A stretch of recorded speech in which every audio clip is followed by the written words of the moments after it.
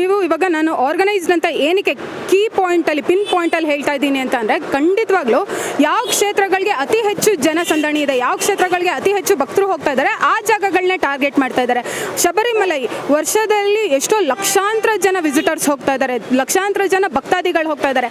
ಏನಕ್ಕೆ ಶಬರಿಮಲೈನ ಟಾರ್ಗೆಟ್ ಮಾಡಿದ್ರೆ ಅಗೇನ್ ಇದೇ ಥರ ಹೆಣ್ಮಕ್ಳು ವಿಷಯನ ಹಿಡ್ಕೊಂಡು, ಧರ್ಮಸ್ಥಳ ಟಾರ್ಗೆಟ್ ಮಾಡ್ತಾ ಇದ್ದೀರಾ ಇದೇ ಥರ ಹೆಣ್ಮಕ್ಳು ವಿಷಯ ಇಟ್ಕೊಂಡು, ಶನಿ ಸಂಗಪುರನ ಟಾರ್ಗೆಟ್ ಮಾಡಿದ್ರಿ ಇದೇ ಥರ ಹೆಣ್ಮಕ್ಳು ವಿಷಯ ಇಟ್ಕೊಂಡು.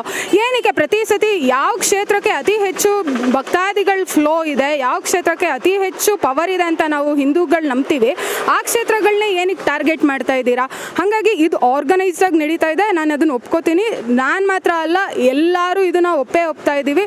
ಜೊತೆಗೆ ಹಿಂದೂಗಳು ನಾವು ಯಾವತ್ತೂ ಡಿವೈಡ್ ಆಗೋಕ್ಕೆ ಸಾಧ್ಯನೇ ಇಲ್ಲ. ನಾವುಗಳು ಮಂಜುನಾಥನಷ್ಟೇ ನಂಬ್ಕೊಂಡು ಹೋಗ್ತಾ ಇರೋದು. ವೀರೇಂದ್ರ ಹೆಗ್ಡೆ ಒಂದು ಫ್ಲೋ ಅಷ್ಟೇ, ಒಂದು ಪವರ್ ಅಷ್ಟೇ, ಆ ಕ್ಷೇತ್ರನ ಇಂಟ್ಯಾಕ್ಟ್ ಆಗಿಡೋ ಅಂಥ ವ್ಯಕ್ತಿ. ನಾನು ಅವಾಗಲೇ ಹೇಳ್ದಂಗೆ ಹ್ಯೂಮನ್ ಇಸ್ ಟು ಇಯರ್. ಯಾವುದೇ ಮನುಷ್ಯ ಏನಾದ್ರು ತಪ್ಪು ಮಾಡಿರ್ಬೋದು, ಮಾಡಿಲ್ದೇನೂ ಇರ್ಬೋದು. ಅದು ಸಾಬೀತಾಗೋವರೆಗೂ, ಕಾನೂನಲ್ಲಿ ಸಾಬೀತಾಗೋವರೆಗೂ ಇವಾಗ ನೀವೇ ನೋಡಿದ್ರಿ 13 ಜಾಗಗಳನ್ನು ವ್ಯಕ್ತಿ ತೋರಿಸಿದ್ರು. ಅನಾಮಿಕ, ಆ ಮುಖವನ್ನು ತೋರ್ಸೋಕ್ಕೆ ಧೈರ್ಯ ಇಲ್ಲದೆ ಇರೋ ಅಂಥ ಅನಾಮಿಕ ವ್ಯಕ್ತಿ 13 ಜಾಗ ಪಾಯಿಂಟ್ ಮಾಡಿದ್ರು. 9 ಜಾಗದಲ್ಲಿ ಏನೂ ಸಿಕ್ಕಲಿಲ್ಲ. ಇನ್ನು ಕೆಲವೇ ಜಾಗಗಳಲ್ಲಿ ಫುಲ್ ಬಾಡಿ ಸಿಕ್ಕಿಲ್ಲ.